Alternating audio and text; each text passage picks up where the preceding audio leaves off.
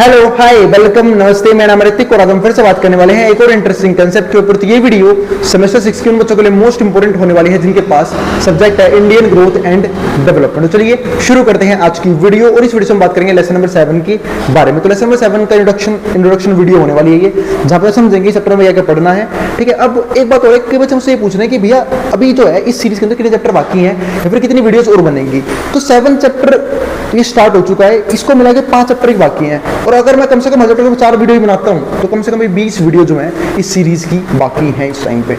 ठीक है, तो 20 वीडियो के बाद ना हमारा जो कंप्लीट सीरीज है वो क्या हो जाएगी, पूरी हो जाएगी।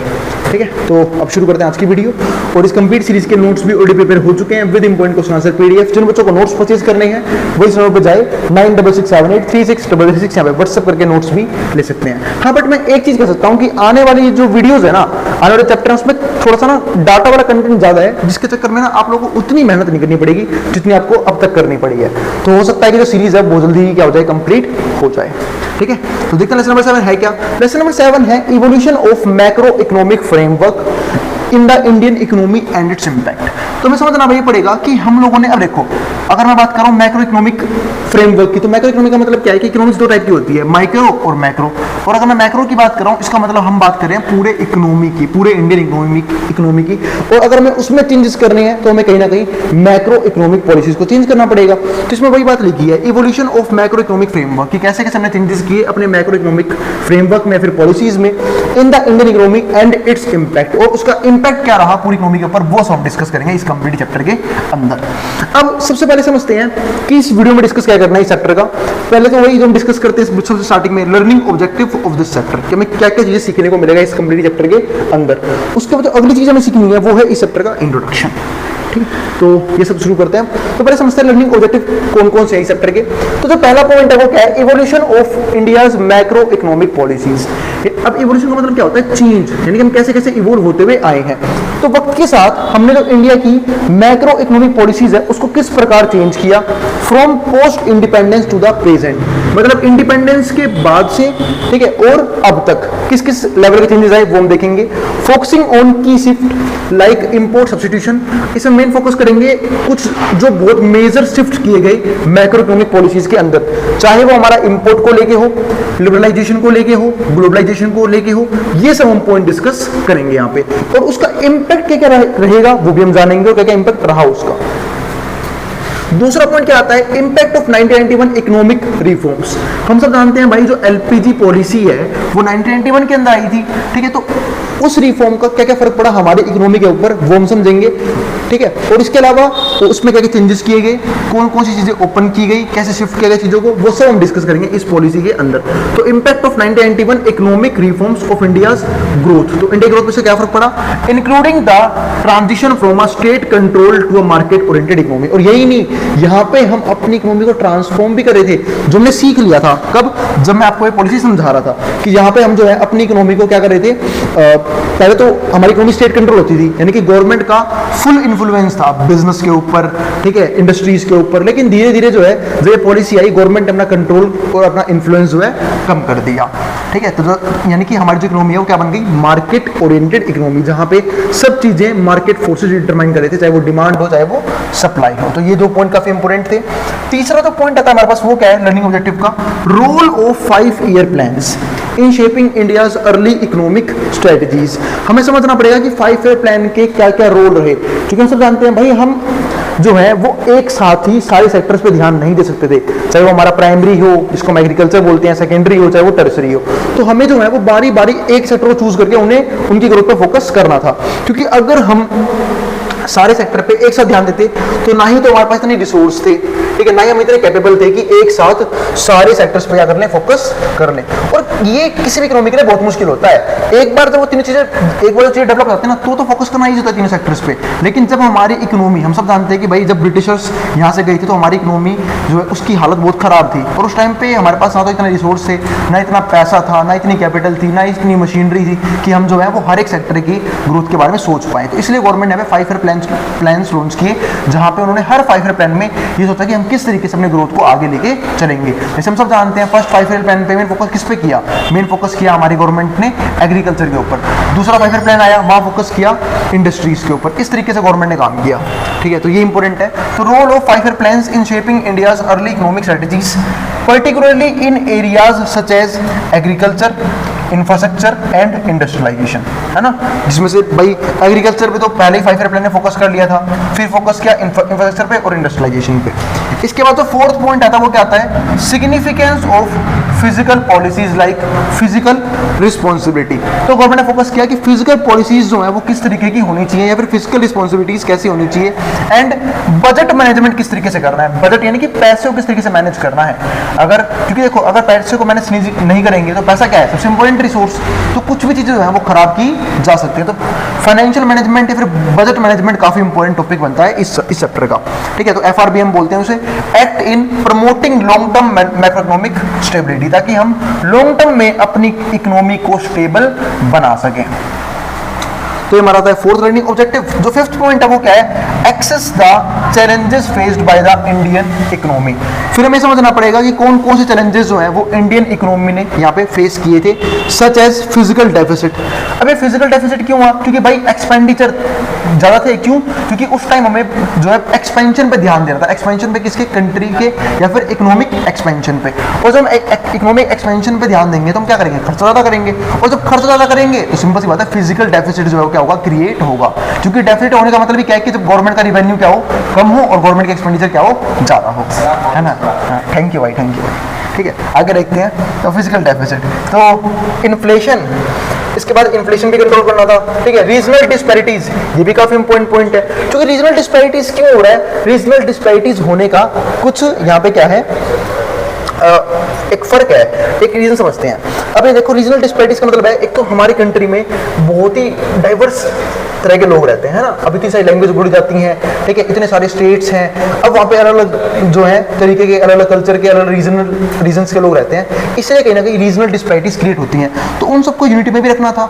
यही नहीं, डेवलपमेंट हर जगह करनी थी।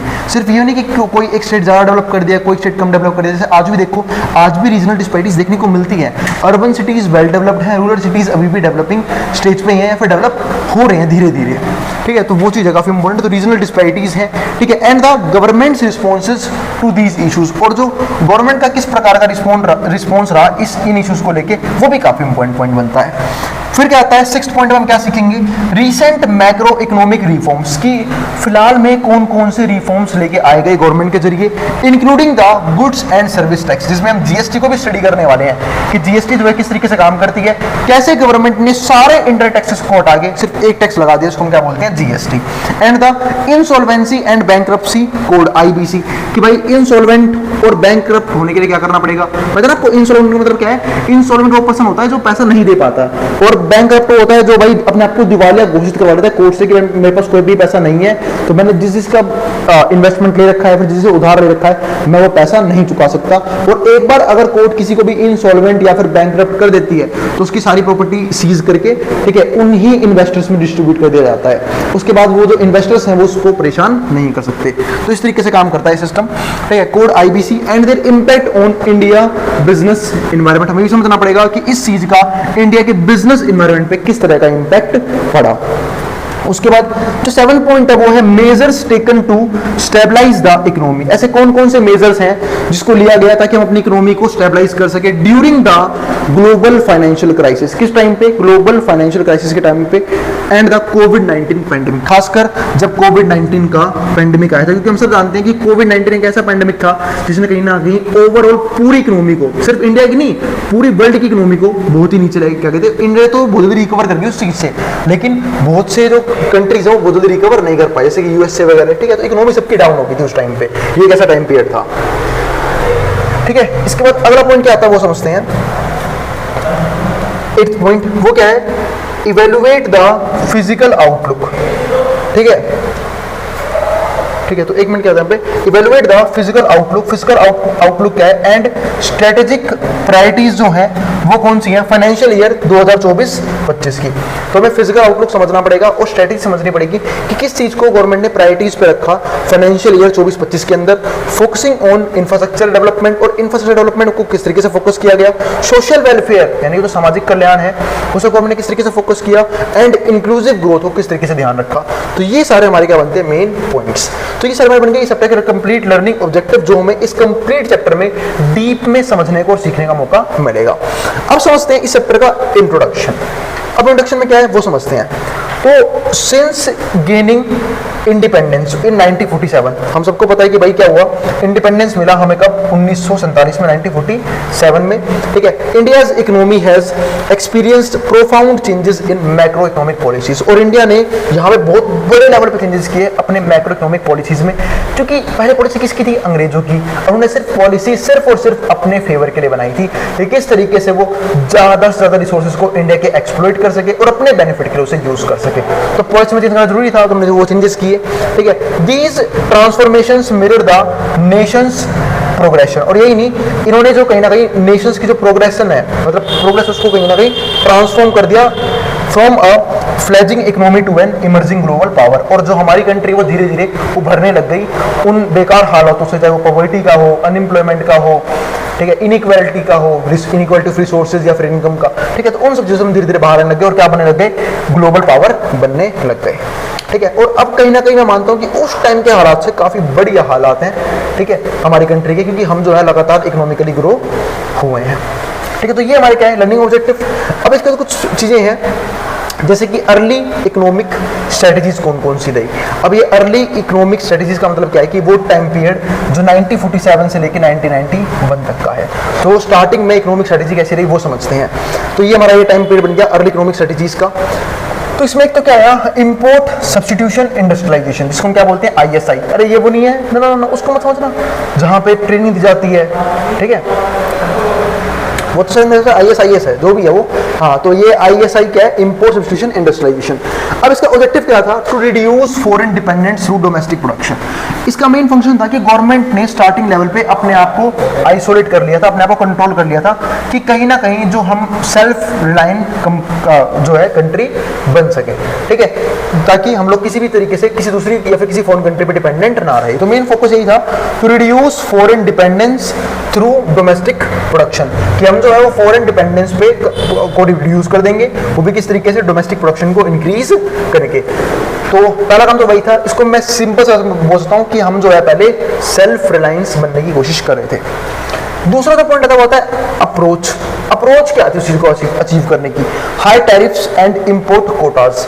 अब यहाँ पे क्या लगा दिया, हाई टैरिफ। अब हाई टैरिफ का मतलब क्या, जैसे आपने सुना होगा ना अभी भी कि यूएसए जो है वो काफी हाई टैरिफ लगा रहा है भाई कंट्रीज के ऊपर, ताकि यूएसए जो है उसको क्या हो, ज्यादा लॉस ना हो, या फिर उसके डोमेस्टिक बिजनेस को ज्यादा लॉस ना हो, ठीक है। वैसे लॉस हो नहीं रहा, अगर लॉस हो रहा होता तो यूएसए जो है आज वर्ल्ड की सबसे पहली इकोनॉमी नहीं होती, ठीक है, लेकिन फिर भी उसने टैरिफ लगाया। तो वही चीज इंडिया ने उस टाइम पे की थी, कब, जब हमारा देश आजाद हुआ था, है ना। तो अप्रोच क्या रहा, हाई टैरिफ्स लगाए उन्होंने। हाई टैरिफ से बेनिफिट क्या मिला कि भाई जो भी डोमेस्टिक कंज्यूमर्स हैं वो अगर फॉरेन से गुड्स मंगवाएंगे, है ना, आईफोन यूज करेंगे, वहां कंट्री के गुड्स सर्विस यूज करेंगे, तो ज्यादा पैसा पे करना पड़ेगा ना। कुछ होता है अमीर लोग, जैसे मेरे कुछ दोस्त हैं, ठीक है, उन्हें शौक है भाई बाहरी चीजें खरीदने का, है ना, वो आईफोन यूज करते हैं, ठीक है, एप्पल का और भी डिफरेंट चीजें यूज करते हैं कि भाई फॉरेन कंट्री ग्रोथ होनी चाहिए। तो गवर्नमेंट ने टैरिफ लगा दिया।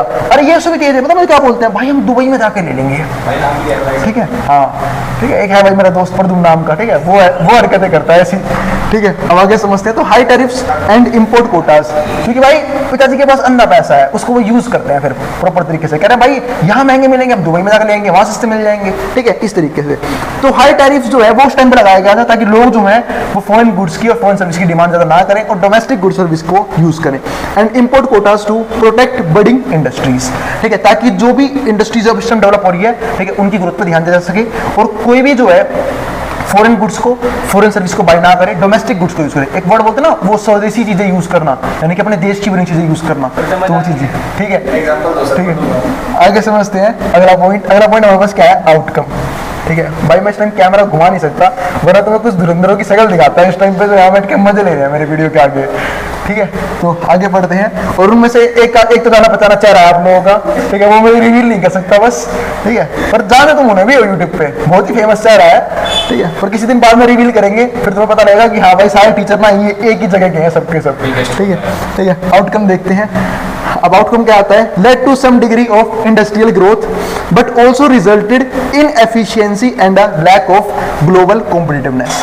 तो यहाँ पे क्या आता है हमारे पास, यहाँ पे led to some degree of industrial growth, कि इंडस्ट्रियल ग्रोथ जो है वो क्या हो गई, चालू हो गई, but also resulted in efficiency, पर कहीं ना कहीं क्या आई, इन एफिशिएंसी भी आई, and lack of global competitiveness. ठीक है, इसका मतलब क्या हुआ कि मानते हैं हम लोगों ने डोमेस्टिक बिजनेस को ग्रो करने के लिए कहीं ना कहीं टैरिफ्स वगैरह लगाए, है ना, वो चीजें करी, लेकिन दिक्कत क्या है कि जब डोमेस्टिक बिजनेस है ना, हमारे पास इतनी टेक्नोलॉजी थी नहीं, तो इनएफिशिएंसी ज्यादा क्रिएट हो रही थी। इसी को हम क्या बोलते हैं, लैक ऑफ ग्लोबल कॉम्पिटिटिवनेस, कि कहीं ना कहीं जो ग्लोबल लेवल पे कॉम्पिटिटिवनेस है वो भी क्या हो गया था, कम हो गया था, क्योंकि हम होने नहीं दे रहे कॉम्पिटिशन, गवर्नमेंट होने नहीं दे रही कॉम्पिटिशन, गवर्नमेंट ने रूल्स ऐसे बनाए थे, पॉलिसी ऐसे बनाई थी, फिर गवर्नमेंट के दिमाग में आया कि चलो हमने डोमेस्टिक बिजनेस को ग्रो कर लिया, ठीक है, अब जो है ना हम थोड़ा ध्यान देते हैं किस पे, ठीक है, लिबरलाइजेशन पे, ग्लोबलाइजेशन पे। तब गवर्नमेंट ने कहीं ना कहीं यहाँ पे हमारी इकोनॉमी को ओपन इकोनॉमी में कन्वर्ट किया था, ताकि जो फॉरेन इन्वेस्टर्स हैं हमारी कंट्री में आगे इन्वेस्ट भी कर सके, हमारे देश के लोग फॉरेन गुड्स को, फॉरेन सर्विस को यूज भी कर पाए, ताकि कंपटीशन फेस करना पड़े हमारे देश के डोमेस्टिक बिजनेसेस को। और इससे ये पता लगेगा कि हमारे देश के डोमेस्टिक बिजनेस कहाँ पे स्टैंड करते हैं। अब आता है हमारा 5 ईयर प्लान्स। तो ये तो गया पहला पॉइंट। दूसरा पॉइंट क्या है, 5 ईयर प्लान्स। तो 5 ईयर प्लान में क्या आता है हमारे पास, यहाँ पे पहला पॉइंट इनिशिएटेड। अब पहला इनिशिएट क्या है, 1951 का आया, focusing on agriculture, energy and infrastructure, है ना। तो 1951, तो ये फोकस किस पे करते हैं, एग्रीकल्चर पे, ठीक है, एनर्जी पे एंड इंफ्रास्ट्रक्चर पे। दूसरा जो पॉइंट है वो क्या है हमारा, इंपैक्ट क्या रहा है इसका, मिक्स्ड रिजल्ट रहे। क्योंकि देखो 1950 में हमारा क्या था, पहला 5 ईयर प्लान था उस टाइम पे। अब उस टाइम पे जो है हम लोग सब सेक्टर फोकस कर रहे थे, थोड़ा बहुत फोकस एग्रीकल्चर पे कर लिया, थोड़ा बहुत हमने एनर्जी पे कर लिया, थोड़ा बहुत हमने इंफ्रास्ट्रक्चर पे कर लिया, इस तरीके से, है ना। तो अब अगला पॉइंट हमारे पास क्या आता है, यहाँ पे इंपैक्ट क्या रहा है इसका। तो मिक्स रिजल्ट रहे भाई, जब हम हर सेक्टर में थोड़ा थोड़ा पैसा लगाएंगे तो रिजल्ट भी थोड़ा थोड़ा आएगा। वही बात है ना, आप लोग पढ़ने बैठे हो कॉलेज की पढ़ाई, आपने देखा कि अरे मेरे बस की नहीं, पूरा सिलेबस कर ला, मैं 4 चैप्टर पढ़ लेता हूँ पहले हर एक बुक के, तो नंबर भी ऐसे आएंगे थोड़े थोड़े, थोड़ा उस सब्जेक्ट से, थोड़ा उस सब्जेक्ट से, थोड़ा उस सब्जेक्ट से, ठीक है। जैसे लड़कों की यूं भी आते ही हैं, ठीक है, लड़के पढ़ते क्या, लड़कियां पढ़ती हैं, ठीक है। लड़के तो भाई 33 नंबर लिया ना भाई, तेरा भाई देगा पार्टी, ठीक है। और लड़के जल्दी क्या होती है, 99 नंबर हो जाना, और फिर भी टेस्ट में निकालना शुरू हो जाता है उनके, एक नंबर कहाँ कट गया, ठीक है। तो आगे देखते हैं, तो इंपैक्ट, तो mixed results while infrastructure and public sector expanded, ठीक है। तो मिक्स्ड रिजल्ट रहा जब हमारा क्या हुआ, इंफ्रास्ट्रक्चर एंड पब्लिक सेक्टर जो है वो एक्सपेंड हुआ। Agricultural growth was not sufficient to meet the rising demand, ठीक है। जो हमारा एग्रीकल्चरल ग्रोथ था वो क्या था हमारा, सफिशिएंट नहीं था, was not sufficient to meet the rising demand, इनकी राइजिंग डिमांड को कंप्लीट नहीं कर पा रहा था। इसके बाद जो अगला पॉइंट हमारे पास क्या है वो है इकोनॉमिक लिबरलाइजेशन, ठीक है। वो आया 1991 ऑनवर्ड्स, यानी कि यहाँ पे हम बात करते हैं लिबरलाइजेशन की। तो ऊपर वाले पॉइंट पे जो हमारा फर्स्ट 5 ईयर प्लान था, तो वहां पे जो ग्रोथ है ना वो ना के थोड़ी बहुत हुई, हर सेक्टर को तो ग्रो कर नहीं पाए थे, क्योंकि इतना ना रिसोर्सेज ना इतना पैसा है, ठीक है। अब हम बात करते हैं इकोनॉमिक लिबरलाइजेशन की सबसे इंपॉर्टेंट टाइम, यानी कि इसे हम बोलते हैं, इसे कहते हैं गोल्डन पीरियड हमारे इंडियन इकोनॉमी के लिए। और सबसे खराब टाइम पीरियड कौन सा रहा आजादी के बाद, वो था हमारे पास 1965 से लेके 1980 तक, क्योंकि इस टाइम पे हमने बहुत सारे फेमाइन्स भी देखे थे, ठीक है, वॉर भी देख लिए बहुत सारे, इंडो पाक वॉर हो गया, इंडो चाइना वॉर हो गया, बहुत सारे वॉर भी देखे, ठीक है। अब आता है इकोनॉमिक लिबरलाइजेशन 1991 ऑनवर्ड्स। तो लिबरलाइजेशन, प्राइवेटाइजेशन एंड ग्लोबलाइजेशन, इसको हम क्या बोलते हैं, एलपीजी पॉलिसी। अब इसमें ट्रिगर पॉइंट क्या रहा, बैलेंस ऑफ पेमेंट क्राइसिस 1991। अब देखो ट्रिगर इसका पता क्यों हुआ, क्योंकि हम जो है वो बैलेंस ऑफ पेमेंट में डेफिसिट में चले गए थे भाई। जब हम ओपन ट्रेड हमने कर ही रखा, जब ट्रेड ही बंद थे हमारे सारे के सारे, तब ट्रेड बंद होने की वजह से पता है क्या हुआ, जब ट्रेड बंद हुआ यानी कि हम जो है ट्रेड नहीं कर पा रहे फॉरेन कंट्रीज के साथ। और जब हम फॉरेन कंट्रीज के साथ ट्रेड नहीं कर पा रहे, इसका मतलब ये है कि कहीं ना कहीं हम जो है वो फॉरेन कंट्री से चीजों को इंपोर्ट यहाँ पे नहीं कर पा रहे हैं, ना ही हम चीजों को एक्सपोर्ट कर पा रहे हैं। तो ना तो फॉरेन पैसा आ रहा है हमारे पास, जिसकी वजह से कहीं ना कहीं हम किसमें फंस गए, बैलेंस ऑफ पेमेंट के, नेगेटिव बैलेंस ऑफ पेमेंट में। तो वो एक क्राइसिस था 1991 का, जिसके चक्कर में अब इंडिया गवर्नमेंट को कहीं ना कहीं एलपीजी पॉलिसी यूज करनी पड़ी कि अब जो है हम ट्रेड चालू कर देंगे, ओपन ट्रेड सिस्टम बना दिया फॉरेन कंट्रीज के लिए भी। रिफॉर्म्स क्या क्या है, डीरेगुलेशन। डीरेगुलेशन मतलब क्या है कि गवर्नमेंट ने रेगुलेशन कम कर दिया। पहले तो गवर्नमेंट का फुल कंट्रोल था, बिजनेस के ऊपर, इंडस्ट्री के ऊपर, यहाँ पे कम कर दिया, डीरेगुलेशन कर दिया। Reduction in import tariff, tariff क्या कर दिया, रिड्यूस कर दिया, कम कर दिया, कम टैरिफ कर दिए, ताकि लोग जो है फॉरेन गुड्स को, फॉरेन सर्विसेज को, ठीक है, फॉरेन टेक्नोलॉजी को यूज कर पाए, ये काम किया, ठीक है। Welcoming of foreign direct investment, यही नहीं, फॉरेन डायरेक्ट इन्वेस्टमेंट मंगवानी भी शुरू कर दी, ठीक है। अब इसका इंपैक्ट क्या रहा, spurred industrial growth, industries growth काफी तेजी से बढ़ गई, ठीक है, अंधा पैसा आने लगा इंडस्ट्रीज के अंदर, इंडस्ट्री काफी मस्त ग्रो करने लगे यहाँ पे, ठीक है। इसके बाद integrated India into global market, ठीक है, तो इंडिया हमारा क्या बन गया, ग्लोबल मार्केट का पार्ट बन गया। However, disparities in income and regional development as significant challenge, लेकिन फिर भी जो है वो कहीं ना कहीं डिस्पैरिटी रही इनकम को लेके, कि इनकम जो है वो अनइक्वल थी, वो आज भी अनइक्वल है। इनइक्वालिटी इनकम को लेके और रिसोर्स को लेके आज भी है। आज भी इंडिया के अंदर 90% पैसा है ना, सिर्फ 10% लोगों के पास है, और बाकी 10% पैसा 90% लोगों के पास है। तो इनइक्वालिटी तो आज तक खत्म नहीं हुई, उस टाइम पे यहाँ खत्म होगी, ठीक है। ओरिजिनल डेवलपमेंट भी धीरे धीरे हो रही थी, ओरिजिनल डेवलपमेंट आज भी बेकार है। आज भी देखो रूरल एरियाज है वहीं के वहीं है ना, रूरल एरियाज में किसी भी तरह की इंडस्ट्रीज है ना, कोई इंफ्रास्ट्रक्चर है ना, कोई खास फैसिलिटीज है, तभी लोग जो है जॉब्स के आज भी कहाँ भागते हैं, अर्बन एरियाज की तरफ। तो रीजनल डिस्पैरिटीज और इनइक्वालिटी आज भी एग्जिस्ट करती हैं, वो सिर्फ उस टाइम के चैलेंजेस नहीं थे, वो आज की गवर्नमेंट के लिए भी क्या है, चैलेंजेस ही बन के हुए, वो सबको पता ही है आज के टाइम में भी। अभी भी कुछ पॉइंट्स बाकी हैं, वो पॉइंट करने के बाद हम इस वीडियो को क्लोज करेंगे। उससे पहले यहाँ तक का जिसको जो उतारना उतार ले, ठीक है, फिर हम बात करेंगे उन पॉइंट्स के बारे में। अब यहाँ तक का उतार लो मेट्रो बोर्ड के सामने से।